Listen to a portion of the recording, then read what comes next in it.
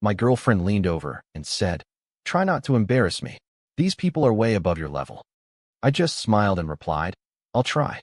Moments later, as we walked into the meeting and the host warmly greeted me, her confident smirk vanished. The shock hit her instantly, and the color drained from her face.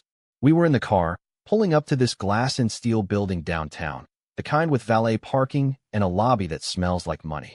My girlfriend glanced at me in the rearview mirror, adjusted her lipstick, and said, almost casually, "Try not to embarrass me. They're way above your level." She didn't say it jokingly. No smile. No wink. Just a statement. I laughed it off because that's what I always did. "I'll try," I said, half sarcastic, half used to it. For context, I'm Alex, 31M. She's Lauren, 29F. We've been together a little over 2 years. She works in marketing, very image-focused, very into circles and rooms you need to be in. I work in consulting, but I keep it vague because she likes to act like what I do is cute. Functional. Background noise. This meeting was apparently important. A private networking dinner with some of her mentors. I wasn't even supposed to come originally, but one of the guests canceled last minute, and suddenly I was useful as a +1. On the drive there, she corrected my posture, told me not to talk about normal stuff, warned me not to mention where I grew up because it came off small. When I asked what was safe to talk about, she sighed like I was already exhausting her. "Just listen more than you speak," she said. "And please don't make it about you." We walked inside, and I could feel her tense up beside me, hand stiff in mine, smile already rehearsed. The host stepped forward to greet us. He looked at Lauren first, then at me, and then his entire face changed. "Alex," he said, blinking. "Is that really you?" I saw Lauren's fingers tighten around my wrist. The color drained from her face so fast, it was almost impressive. She looked from him, to me, and back again. And for the first time since I'd known her, she didn't say a word. The host laughed, that warm, confident laugh people get when they're genuinely happy to see someone. He stepped closer and shook my hand with both of his. "Wow, I didn't expect to see you here," he said. "It's been, what, 5 years?" Lauren finally found her voice. You two know each other?" she asked, and there was a sharp edge to it, like she already didn't like the answer. "Know each other?" He chuckled. "Alex practically saved my ass back then." I felt Lauren's hand slip out of mine. The lobby suddenly felt very quiet, even though there were people everywhere. I could hear the soft clink of glasses from inside the dining room, the low hum of moneyed conversations. Lauren stood stiff beside me, eyes darting between us like she was watching a script go off the rails. "Saved you," she repeated, forcing a laugh that didn't quite land. "That's dramatic." The host raised an eyebrow, still smiling. "Is it?" He turned to me. "You didn't tell her?" I shrugged. Didn't seem relevant. That was when Lauren shot me a look. Not confusion, not curiosity. Annoyance. Like I'd just broken some unspoken rule. She leaned in close to my ear and whispered, through clenched teeth, "What is he talking about?" Before I could answer, the host gestured toward the private dining room. "Come on in. Everyone's already asking where I disappeared to. And Alex, seriously, it's good to see you standing on the right side of the table again." That last part made her flinch. We walked in, and I felt it immediately. Heads turning, conversations pausing, people assessing. Lauren straightened her posture, plastered on her professional smile, but she kept glancing at me like I'd suddenly become unfamiliar furniture. As we sat down, she leaned over again. "Just so you know," she muttered, "this is not the place for whatever story you think you're about to tell." I looked at her and realized something strange. She wasn't worried about being embarrassed anymore. She was worried about losing control. Dinner started the way these things always do. Expensive wine. Overly precise descriptions of jobs that somehow never actually explained what anyone did. Lots of nodding. Lots of interesting and absolutely. Lauren slipped right into her element. She laughed a little too loudly at the right moments, touched my arm when she wanted to look like a united front, then subtly moved her chair an inch away when she didn't. Every time someone asked me a question, she'd jump in first, reframing it, sanding down anything that might sound unimpressive. "So Alex does consulting," she said at one point, smiling tightly. "Very technical stuff. Mostly back-end." I raised an eyebrow but didn't correct her. The host, Michael, noticed. I could tell. He kept glancing at me with this amused, knowing look, like he was watching a reveal happen in slow motion. Halfway through the first course, someone across the table asked, "So how did you two meet?" Lauren answered instantly. "Through friends. Very casual." Michael chuckled into his glass. That's not how I met Alex. Every head turned toward him. Lauren froze. Actually froze. Fork hovering midair. Oh, someone said. How did you meet? Michael leaned back in his chair, completely relaxed. Alex was consulting for us during a, let's call it a sensitive transition. Big acquisition. High risk. A lot of egos in the room. I saw Lauren's jaw tighten. He was young, Michael continued. But he was the only one who told us the truth when everyone else was too scared to. That earned a few raised eyebrows. What truth? Someone asked. That we were about to lose 8 figures if we didn't kill the deal, Michael said casually. Board didn't want to hear it. Lawyers danced around it. Alex walked in, laid it out, and backed it with data none of us had bothered to look at. Lauren turned to me sharply. You never told me this. I shrugged again. You never asked. The table laughed softly, but Lauren didn't. Michael smiled at her, still polite. He saved the company a lot of money. And a few careers. There was a pause. Lauren forced a laugh. Well, he's very modest. But her voice had changed. For the first time that night, she wasn't managing the room. She was reacting to it. Lauren barely touched her food after that. She kept nodding at the right times, smiling when someone looked her way, but I could see the tension in her jaw. Every compliment that drifted in my direction landed on her like a small, personal insult.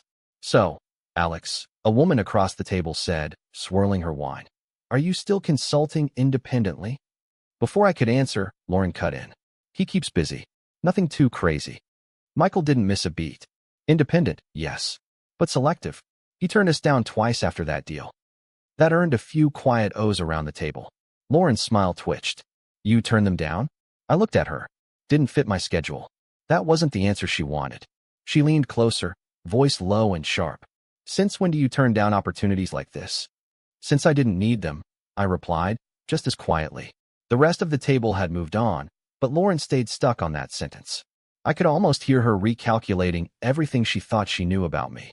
The way she used to explain me to her friends. The little jokes she made about me being comfortable instead of ambitious. Michael raised his glass.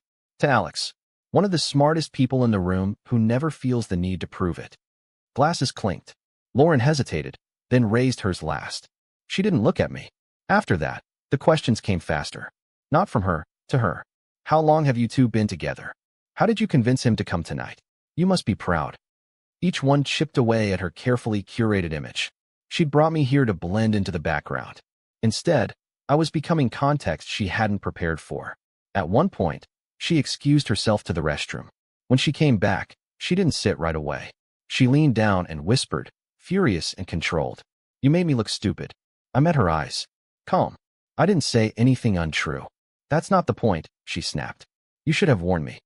I watched her for a second and felt something shift, quiet, irreversible. About what? I asked. That I'm not who you pretend I am? She straightened, smile snapping back into place as someone looked our way. But her hand was shaking when she picked up her glass. And for the first time, I realized this dinner wasn't about networking anymore. It was about exposure. The rest of the dinner felt like slow pressure building under glass. Lauren stayed quiet after that, the way people do when they're trying not to crack in public. She nodded when spoken to, laughed half a beat too late, and kept her eyes anywhere but on me. Every now and then, I'd catch her staring at my hands like she was trying to reconcile them with whatever version of me she'd been carrying around. Michael, on the other hand, seemed to enjoy himself more by the minute.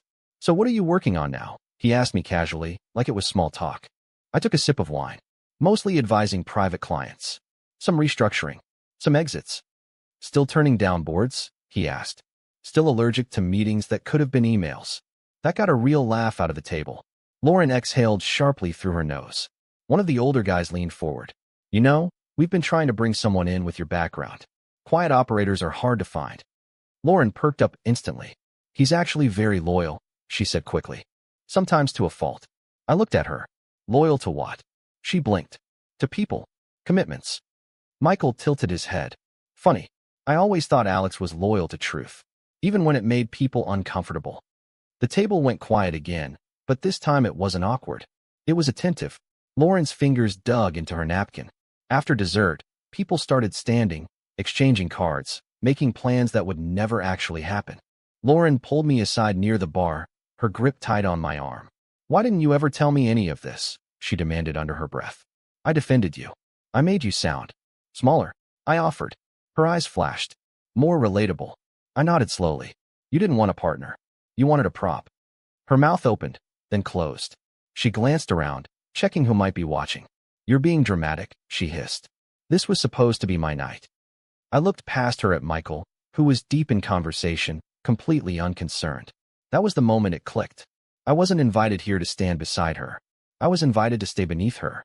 And for the first time in a long while, I knew exactly how done I was. We didn't leave together. Not immediately.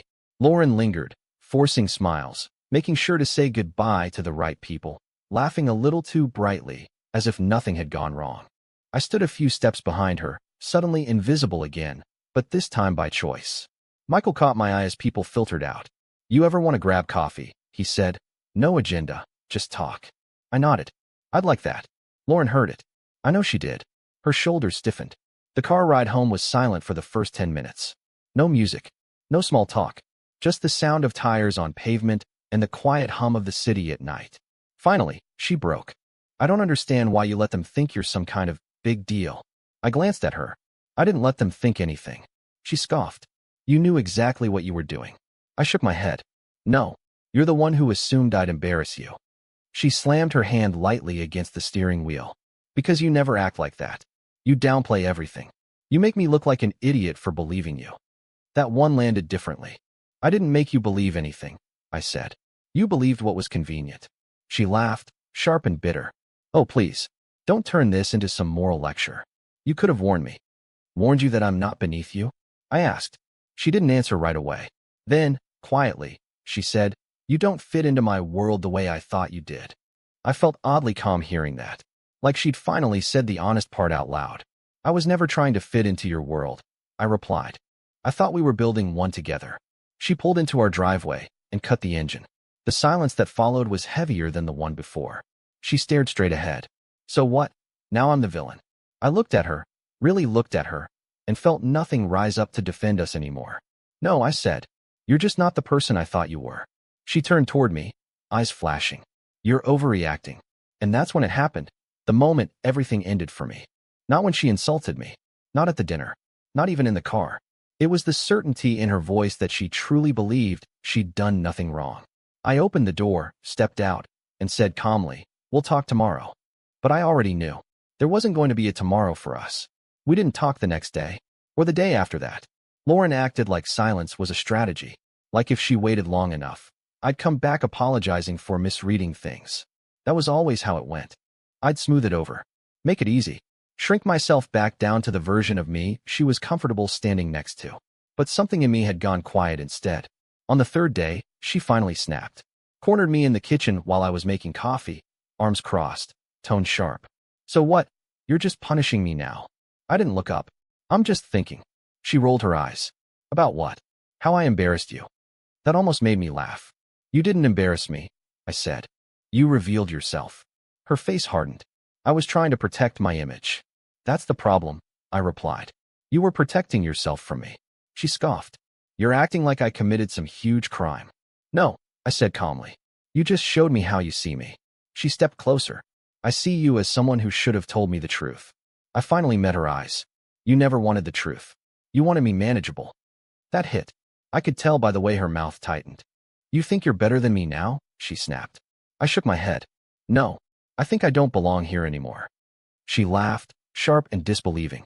You're seriously going to throw this away over one dinner? I took a breath. It wasn't the dinner. It was the comment in the car. It was every time you corrected me. Every joke. Every warning not to embarrass you. She stared at me like I was speaking another language. You're being dramatic, she said again. That word sealed it.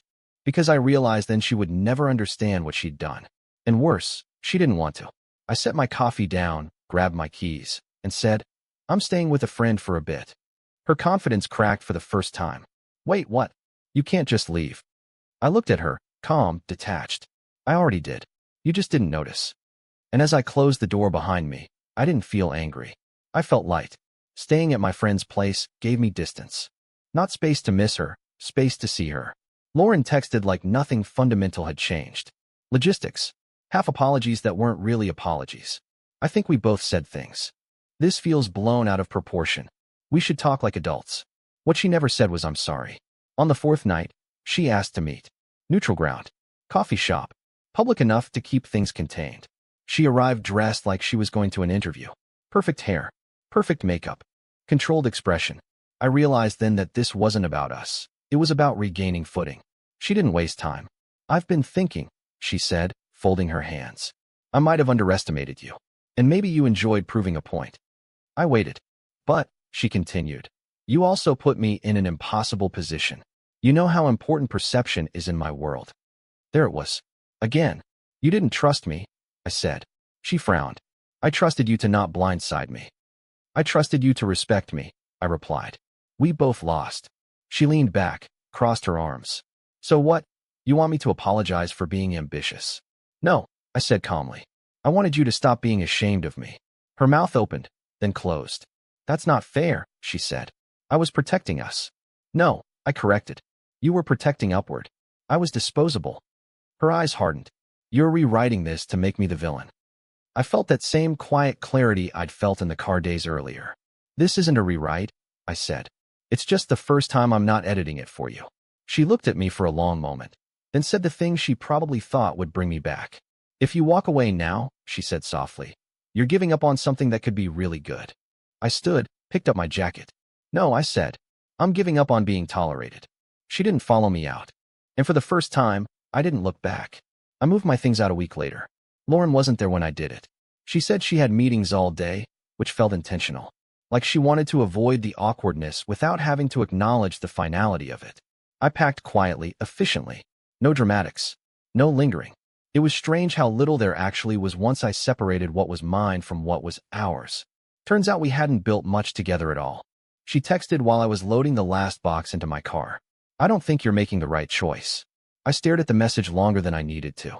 Then I replied, I finally am. That night, she posted a carefully worded caption about outgrowing situations and choosing alignment.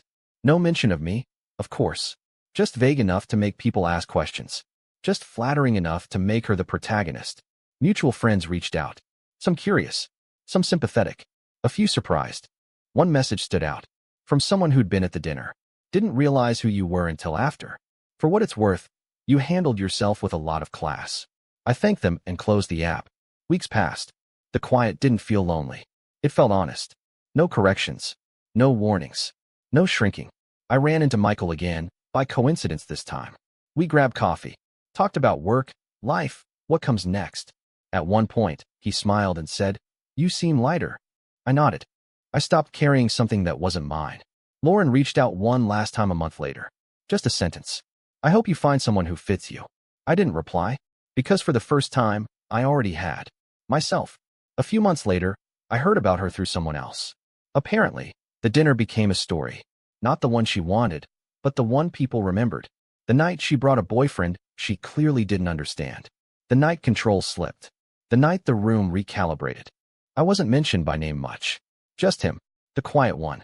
The one who surprised everyone. Lauren, from what I heard, kept climbing. New circles. New mentors. New captions. Same patterns. Always reaching up. Always careful about who stood beside her. We never spoke again. And honestly, that was the cleanest ending I could have hoped for. Because here's the thing I didn't realize until it was over. Love doesn't ask you to make yourself smaller so someone else can feel taller. It doesn't warn you not to embarrass it. It doesn't flinch when a room recognizes your worth. The moment she said, they're way above your level, she told me everything. It just took one dinner for me to finally listen. So yeah, Reddit. If you're reading this and wondering whether you're overreacting when someone treats you like an accessory instead of a partner, you're not. Pay attention to who needs you quiet. That's usually your cue to leave.